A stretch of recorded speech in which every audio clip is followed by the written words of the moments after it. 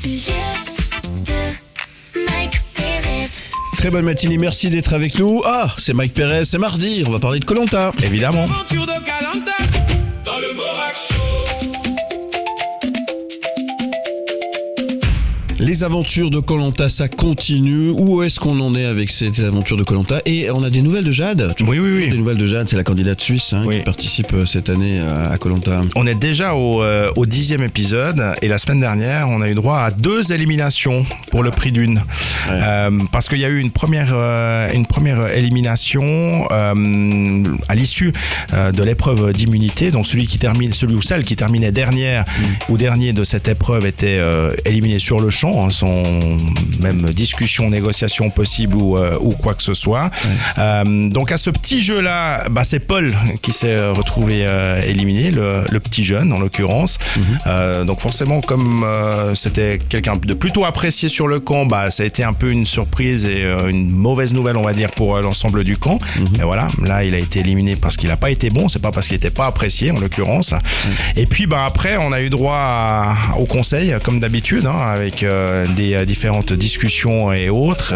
Et c'est Guillaume qui a été éliminé à 6 voix contre 5. Donc c'était assez serré. Et voilà, on se retrouve donc avec 2 éliminés dans cette même émission. Il reste combien? Tu me poses une colle. Combien il en reste exactement? Combien de semaines il reste? Je ferai le calcul et je te dirai. Ce soir, je vais les compter ceux qui restent. Très bien, et puis je te dirai exactement quoi. Voilà. En tout cas, Jade, elle est toujours là. Ça, c'est le plus important. Là encore, un épisode assez solide pour elle parce que non seulement elle a montré que physiquement elle était impressionnante dans l'épreuve de confort. Elle arrivait en fait en finale, si on veut bien. C'était une épreuve où il fallait tenir des sacs qui étaient suspendus, des sacs quand même relativement lourds. Il fallait les tenir le plus longtemps possible. Et elle est arrivée en fait dans les 2 derniers. C'est Zakaria qui finalement a gagné, mais elle a tenu pendant plus d'1h20. Donc elle a démontré qu'elle était forte aussi physiquement, qu'il fallait compter sur elle à ce niveau-là. Et puis elle se profile toujours très très bien dans les différentes discussions. Elle n'est pas au centre des tensions, son nom ne revient pas. Donc c'est plutôt une bonne nouvelle. C'est un bon profil qu'elle nous présente là pour pouvoir aller le plus loin possible dans l'aventure. En tout cas, échapper tout d'un coup à une élimination et pas se retrouver dans l'œil du viseur des autres candidats. Donc voilà, bonne nouvelle pour elle et finalement une émission où ça s'écrème petit à petit. Il ne manque pas une miette de Koh-Lanta chaque semaine, il est au taquet. Ça sera fini avant le mondial ou pas? Parce que tu vas regarder 2 télés en même temps là. Tu sais que tu me poses une bonne question. Mais je pense que ça va se finir peut-être juste. Donc on arrive au bout là. Juste. Ouais. Je pense qu'à mon avis, TF1 va faire en sorte aussi de ne pas se retrouver en concurrence avec son Koh-Lanta et sa Coupe du Monde. J'imagine. Parce qu'il y a aussi des matchs qui sont prévus pour être diffusés à la télévision. Oui, il se trouve que c'est le même présentateur. Donc à un moment donné, il va falloir qu'il choisisse. Oui, mais bon, je crois que comme ça a été enregistré il y a quelques temps, il devrait pouvoir être partout en même temps. Très bien, sacré Denis Brognard. Écoutez le Morak Show partout en Suisse romande. Découvrez le monde de la télé avec Pal de Gomme. Très bonne matinée, merci d'être avec nous. C'est un moment qu'on apprécie. C'est quand on parle de 9e art, de bande dessinée, avec Pal de Gomme qui nous a rejoint ce matin. Bonjour Pal. Mais bonjour Philippe, toujours bonjour tout le monde. Les coups de cœur de la semaine. Et tiens, pour le week-end de l'Ascension, qu'est-ce que tu nous proposes de lire? On peut bouquiner, tu as 2-3 choses pas mal, je crois. Ah oui, alors là je vais vous parler d'un grand coup de cœur. C'est une BD qui vient de sortir aux éditions Antipode. Elle s'appelle 80 et c'est Hélène Béclin au dessin et au scénario. Et c'est vrai que j'aime beaucoup en fait l'univers d'Hélène Béclin, avec après en fait son album qui s'appelait 1979, qui nous racontait en fait son adolescence solitaire et décalée. Elle a toujours été passionnée en fait de musique punk. Et là, dans cet album 80, Hélène nous revient. Alors elle a justement 20 ans dans cet album et elle nous revient justement avec cette belle bande dessinée qui s'appelle 80. Et c'est bien marqué 80, comme chez nous en Suisse. Pas 80, c'est 80. Oui, c'est ça. Et justement, là, elle va nous amener justement à Lausanne, où elle étudie les beaux-arts, où en fait, elle est complètement fan de concerts punk rock et qui embellit sa vie. Et là, ce qui est magique dans cette nouvelle bande dessinée 80, c'est toute la génération, en fait,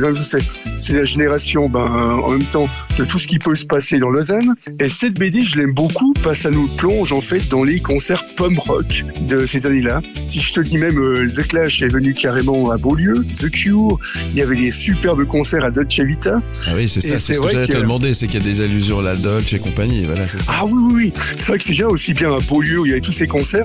Elle vivait carrément à fond, en fait, la vie de tous les jours. Et c'est vrai que elle Béclin, elle aimait beaucoup, en fait, vivre les concerts carrément depuis devant la scène, où elle vivait l'ambiance, même à se faire éclater les oreilles. Et c'est vrai que dans cette bande dessinée 80, elle trouve aussi ses premiers amours et l'amour de sa vie. C'est Momo, c'est son mari, c'est le papa de ses enfants. Et c'est vrai que j'aime beaucoup. Puis en même temps, pour vous dire en quelques mots qui est Hélène Béclin, c'était la sœur de Mix et Remix. Et c'est vrai qu'elle a commencé, ça fait des années qu'elle fait de la bande dessinée, depuis les années 2000. Et en même temps, elle avait commencé quand son frère est décédé. Elle a eu envie de raconter en fait sa vie à travers la bande dessinée. C'est vrai que c'est une belle claque parce que c'est une fille qui venait justement du Valais, qui est venue vivre sur Lausanne pour les beaux-arts et pour la musique. Si vous voulez vraiment vivre cette BD à fond, à la fin de la bande dessinée, il y a un QR code où on peut carrément écouter la musique de la bande dessinée. Ah, ça c'est trop sympa, c'est une belle idée, c'est une belle histoire aussi. Et si vous aimez la musique, si vous aimez l'histoire ainsi un petit peu, et si vous aimez punk et la BD, là vous allez retrouver tous ces éléments effectivement dans ce bouquin qu'il faut aller chercher au plus vite. Ah oui, au plus vite, et c'est vrai que c'est génial parce qu'en même temps c'est sorti aux éditions Antipode. La BD c'est Hélène Béclin. En gros c'est marqué, vous allez voir, c'est marqué en gros 80 et c'est sorti aux éditions Antipode. Merci beaucoup Pal de Gomme. On se dit à très bientôt. Mais avec plaisir, puis un bon week-end. Bon week-end de l'Ascension. À bientôt. Merci, bye bye. Écoutez le Morak Show, partout en Suisse romande. Les sujets de Mike Pérez. Merci d'être là, on est ensemble jusqu'à 9h. Merci de nous écouter sur votre radio préférée et sur Formidable Plus. Mike Pérez, on va faire un tour en bus ? En bus, en train, en transport public, comme tu veux, mais attention à bien avoir un titre de transport valable parce que tu peux avoir des mauvaises surprises au moment de devoir payer ton amende. La chronique des Mike. Voilà, si c'était gratuit, il n'y aurait pas ce genre de problème. Oui, mais c'est pas le débat du jour.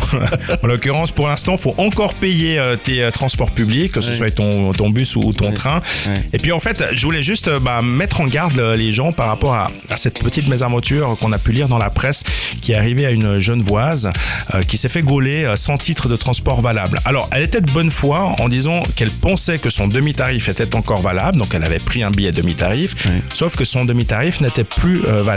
Et là où il y a un problème, c'est que pour elle en l'occurrence, c'est que certes elle était en tort, donc elle ne conteste pas ça, mais en fait pendant qu'elle était verbalisée par le contrôleur, elle a expliqué, elle a essayé de négocier, elle a essayé de lui faire comprendre qu'elle était de bonne foi et que oui certes elle était en tort et que son demi-tarif n'était plus valable, mais que elle n'avait pas fait exprès. Il y a autre chose là-dessous. Bref, ça ton ex ou un truc d'ange, il s'est vengé. Résultat des courses, ça a pris un peu plus de temps que prévu et quand elle reçoit l'amende à la maison, elle constate que l'amende elle est majorée de 25 francs supplémentaires. Et la raison indiquée sur la facture, c'était facturation du temps de contrôle. Alors ça peut paraître surprenant, mais en fait cette règle elle existe depuis longtemps et elle est vraiment inscrite noir sur blanc dans les dispositions tarifaires des transports publics suisses. Donc en clair, c'est si ton comportement génère une charge de travail qui est nettement plus élevée que la moyenne pour le contrôleur, eh bien on peut te demander de payer ce supplément. Les heures supplémentaires en gros tu payes. Dans le sens, alors là elle a essayé de négocier, mais si par exemple tu collabores pas, tu veux pas donner ton identité ou des choses comme ça, derrière en fait tu peux te retrouver avec une amende qui est beaucoup plus salée que ce qu'elle était à la base. Donc en fait la réalité c'est que si tu sais que tu es en tort et que de toute façon tu vas pas pouvoir échapper à l'amende, négocie pas, discute pas, parce que sinon tu vas payer encore plus cher, quoi. Donc voilà. Après, si tu es de bonne foi et que tu dis je vais essayer quand même de défendre mon cas et de plaider ma cause, Alors ça vaut peut-être la peine d'essayer, puis peut-être que tu obtiendras un tout petit peu de clémence de la part du contrôleur, mais c'est pas assuré. Tu prends quand même le risque de devoir payer un peu plus cher. Là, si elle avait son abonnement qui était échu d'un jour, franchement, il aurait pu faire un... Mais on sait pas s'il était échu d'un jour. Après, tu peux aussi être de mauvaise foi. Oui, mais là, ça n'a pas l'air d'être le cas. Et puis en sachant pertinemment que ton abonnement n'est plus valable, puis jouer au con, comme on dit dans ces cas-là, puis dire désolé, je savais pas quoi, alors que tu le savais pertinemment. Oui, mais d'un côté on encourage les gens à prendre les transports publics, puis de l'autre côté on les emmerde. Alors franchement, à un moment donné, voilà. Bref, faites gaffe, soyez prudents au moment de prendre votre transport public, vérifiez si votre demi-tarif est toujours valable, et puis que vous avez pris le bon nombre de zones aussi, puis que vous avez pris le bon billet. Très bien. Tu peux me présenter ton titre de transport, s'il te plaît? C'est bon, il est valable. Merci Mike Pérez. Écoutez le Morad Show partout en Suisse romande. Bienvenue sur la première matinale multidiffusée de Suisse romande.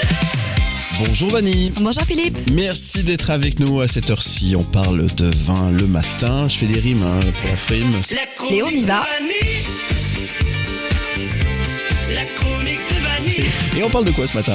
On va parler de 5 pétillants suisses. Donc c'est un peu une chronique pour toi Philippe finalement. Ah oui, je vois que tu me connais bien. Tu aimes les bulles, je le sais. Oui, j'adore ça. Et là on va parler de 5 pétillants suisses en méthode traditionnelle, autrement dit en méthode champenoise. C'est ça.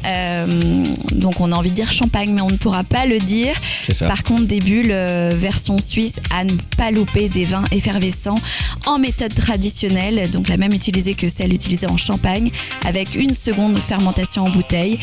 Certains domaines atteignent des niveaux vraiment impressionnants. C'est vrai. J'ai décidé de vous les partager. Sans modération, là, n'hésitez pas à noter si vous le pouvez. D'accord. Premier, on part du côté C'est de vraiment pas sous Neuchâtel. insister. Hein. On part du côté de Neuchâtel avec Moller. Impossible de passer à côté. C'est une maison historique spécialisée dans les vins mousseux.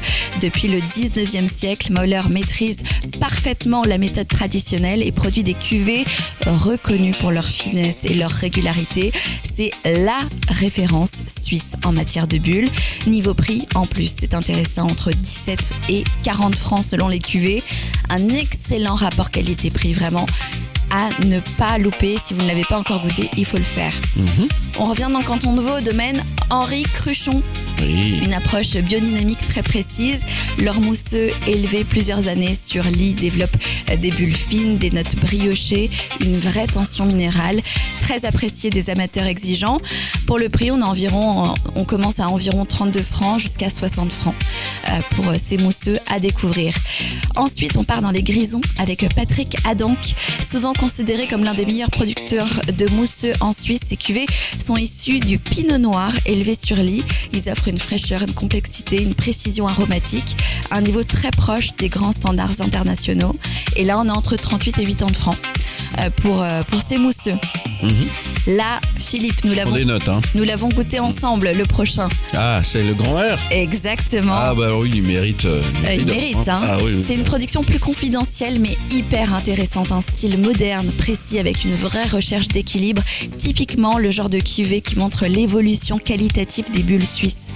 Il y a de la recherche, il y a du travail et on compte environ 38 francs pour celui qu'on a goûté ensemble qui valait vraiment le détour. Je suis d'accord. Non, mais c'est vraiment, il travaille vraiment très très bien. Là. Ouais. C'est vraiment un magicien, comme on dit. C'est un magicien et aussi une personnalité pour le prochain que nous avons également goûté ensemble, le domaine Sauter. Ah oui, bah oui. Eh oui, autre signature discrète aussi encore, mais qui s'inscrit dans cette nouvelle génération de producteurs de mousseux. Travail soigné, approche qualitative, vin souvent plus accessible mais bien construit. Bien sûr. On trouve par exemple des cuvées effervescentes autour de 27 francs. Et vraiment, on l'a goûté ensemble, c'est bon. C'est super bon. Un très bon moment passé avec le domaine Sauter. Leur brut est à découvrir, je vous invite vraiment à le faire. Donc il faut retenir que la Suisse ne se contente pas de produire des vins tranquilles, elle développe aujourd'hui de véritables vins effervescents de caractère avec des élevages longs, une précision technique, une vraie identité à découvrir pour la Suisse. Fameuse méthode champagne. On n'a pas le droit de dire que c'est champagne parce que c'est protégé, mais c'est franchement ça rivalise. Il y a certains vins qui sont vraiment à la limite, à la frontière champenoise, ils ne peuvent pas. Donc c'est la méthode champenoise, mais on appelle ça des créments.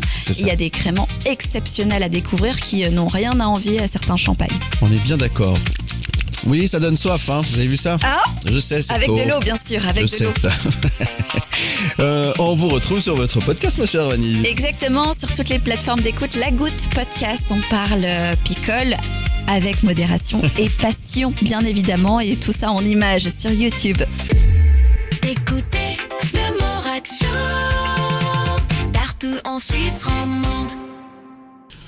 À table! Les coups de cœur, gastronomie. Les coups de cœur, les coups de cœur. Il est l'heure de retrouver Knut Vander. Bonjour Knut. Mais bonjour. Partez à la découverte des plus belles tables des Suisses romandes. Knut qui nous emmène cette semaine du côté de Neuchâtel. Courte semaine, mais on va en profiter un maximum, si vous êtes d'accord, mon cher Knut. Exactement. Et puis, alors on l'avait, je sais pas si la météo sera belle toute la semaine, mais enfin de toute façon la météo finira par être belle. Le printemps s'avance et l'été arrive. Donc moi je vous emmène à un endroit qui s'appelle la Terrasse. Alors vous me connaissez depuis longtemps, vous savez que j'ai un petit côté nostalgique, j'aime les vieux hôtels, ces endroits qui ont une belle façade. Alors voilà, l'hôtel Alpes et Lac se trouve juste en face de la gare de Neuchâtel, avec une petite tourelle, avec une belle façade néo-renaissance, une magnifique terrasse au sud, terrasse qui abrite un restaurant, la Terrasse. Pas très original, mais efficace. Facile à se rappeler au moins. Oui. Exactement. Oui. Et puis, eh bien, cette terrasse, elle est bordée de pilastres à l'ancienne. Et contrairement à ce que mon introduction pourrait laisser penser, ça n'est pas du tout un endroit compassé. C'est une belle terrasse vivante, avec aussi à l'intérieur, elle est prolongée à l'intérieur évidemment, parce qu'il fait, comme je le disais, pas toujours beau, mais l'intérieur, c'est une belle salle, vaste et moderne, qui est ouverte et bien sur la terrasse et le lac. Et comme on est en face de la gare, alors je ne sais pas si vous connaissez Neuchâtel, mais la gare de Neuchâtel est en hauteur, donc c'est juste prodigieux. La vue est magnifique. Et puis, dans ce restaurant, la Terrasse, eh bien, il y a un chef qui s'appelle Daniel Aérès et qui avant œuvrait à Yverdon, à la Prairie notamment, et qui est un chef plein de talent, qui fait donc là une cuisine extrêmement soignée, extrêmement graphique, des beaux plats qui font plaisir. C'est pas du tout hors de prix, c'est pas du tout excessif dans la démarche, donc on part pas dans des délires, mais c'est vraiment une cuisine qui a une signature, c'est une cuisine qui est colorée, qui est de saison. Oui. On mange donc des choses, des assiettes qui sont belles, graphiques et très gourmandes sur la terrasse qui est, je pense, en tout cas l'une des plus belles terrasses de Neuchâtel. Eh ben, c'est noté, la Terrasse. Comme vous l'avez dit, c'est facile à se rappeler et on peut y aller facilement puisque c'est juste à côté de la gare, donc c'est pratique. Et absolument. Et c'est une bonne adresse. Merci beaucoup en tous les cas, mon cher Knut Vander. On vous souhaite une belle journée. Écoutez le Morad Show partout en Suisse romande.